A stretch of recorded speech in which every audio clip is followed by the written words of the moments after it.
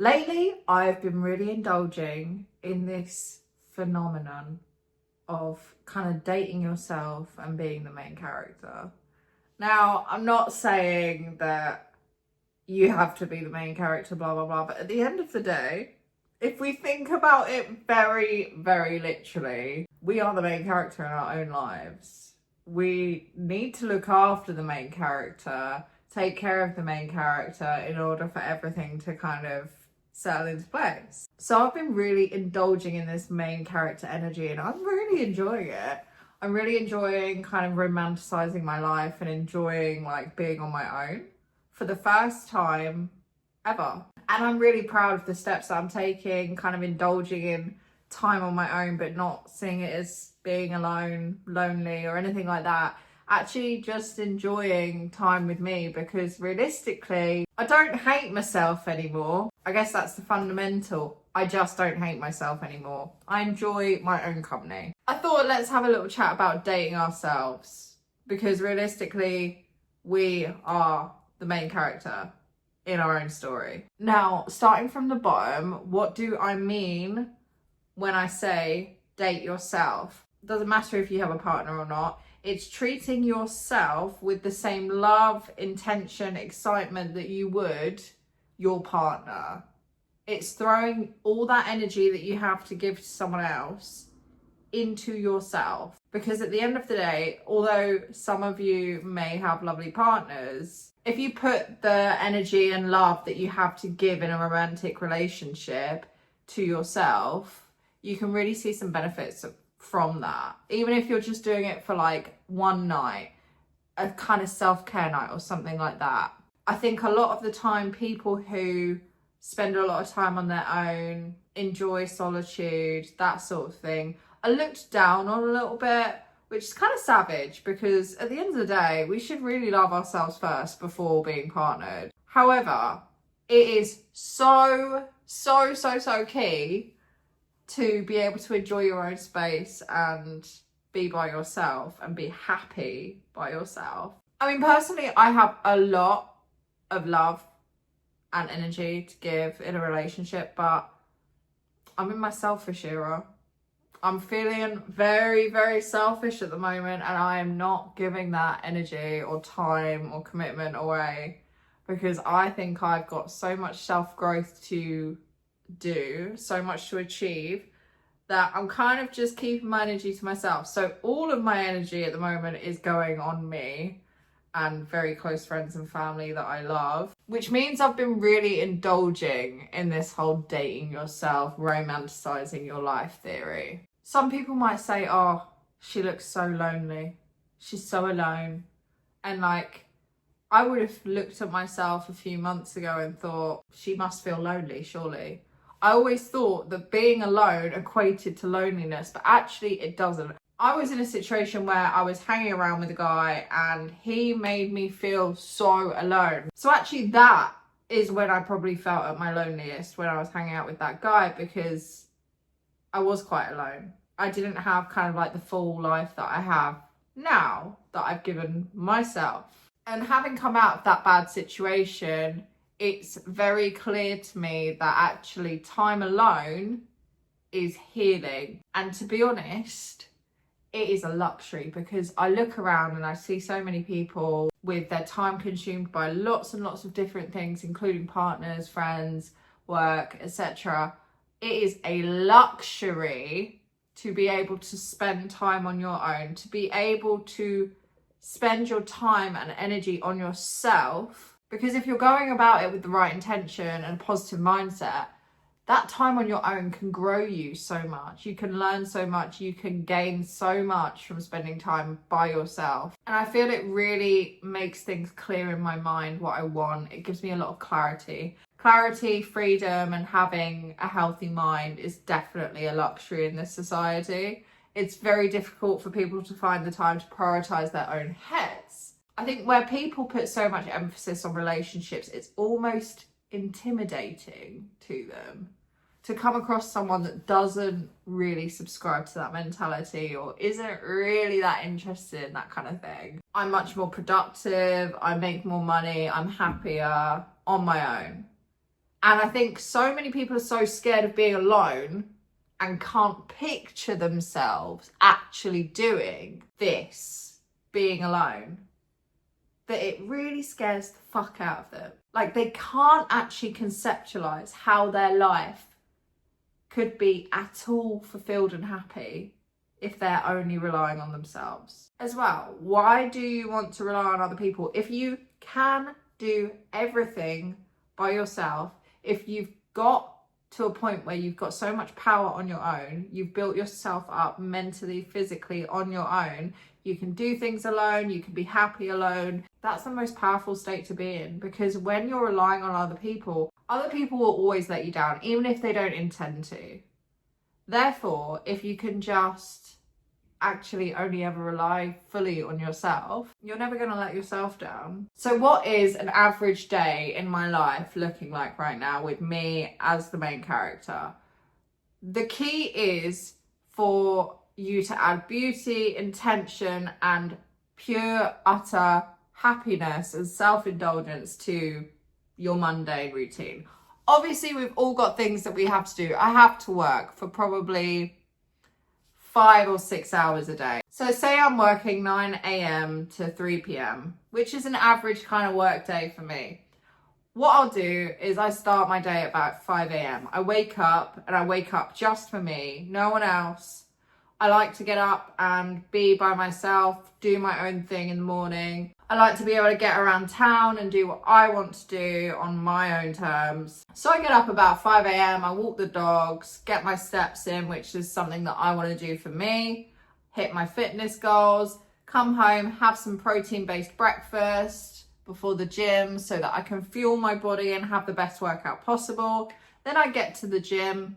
Once I've had my breakfast, I get to the gym, and my entire workout, I pretty much just ignore my phone, not interested in talking to anyone. It's my time in the morning for me, hitting my fitness goals, progressing my life, and being the main character in the story. By the time I'm done in the gym, it's about 7:30 in the morning, which is when I go and get my morning coffee. I romanticize it a bit by sitting in and having the coffee, because obviously I work from home, so it's nice to spend more time out in the morning. I sit there for maybe half an hour doing my emails, being like the self-employed businesswoman that sits in a coffee shop and has nowhere necessarily to go. She's just there for herself. That's kind of how I romanticize that part of my day. Then obviously I've got work. You know, work is work. I do whatever I need to do.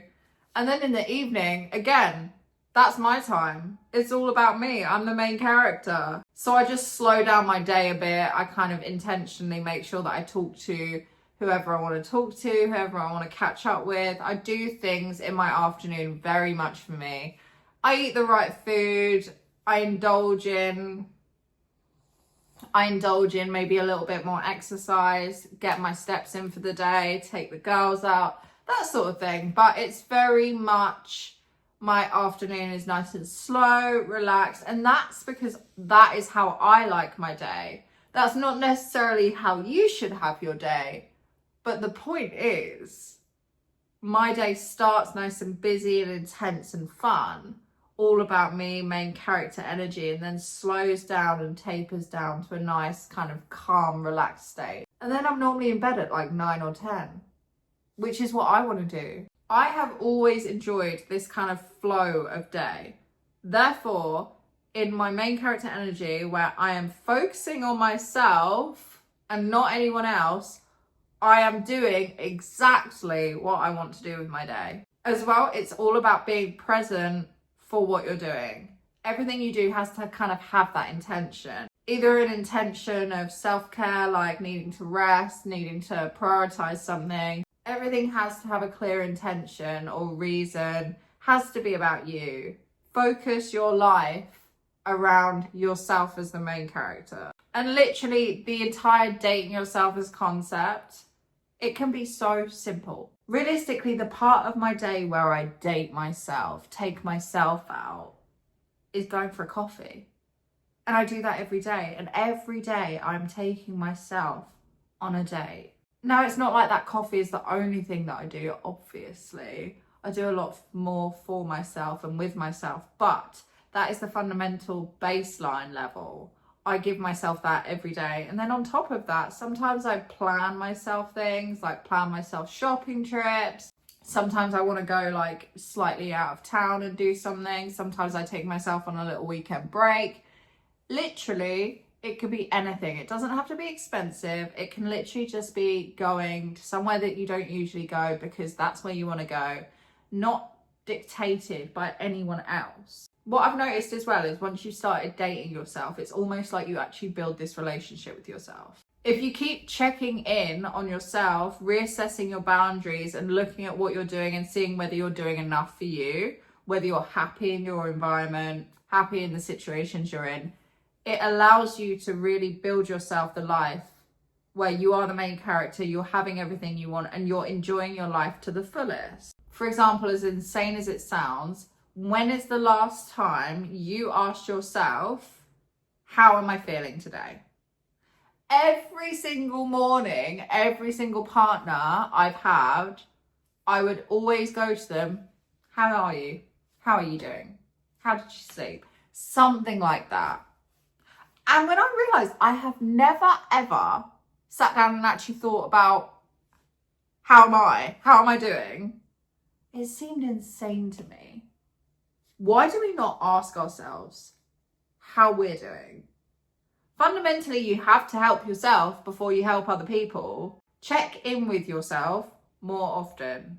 Self-check-ins are what hold us accountable, help us hit our goals, and help us stay happy and functional. I'm not a fan of it, but some people say that journaling helps with that kind of thing. I can understand why, but fundamentally, I'm lazy. I don't like journaling. If I did enjoy that kind of thing, if I enjoyed like doing bullet journals and all those kind of like productivity journaling things like Notion, then yeah, sure, it would be a great idea. But where I'm the main character, and I'm not recommending this, for me, it's a no.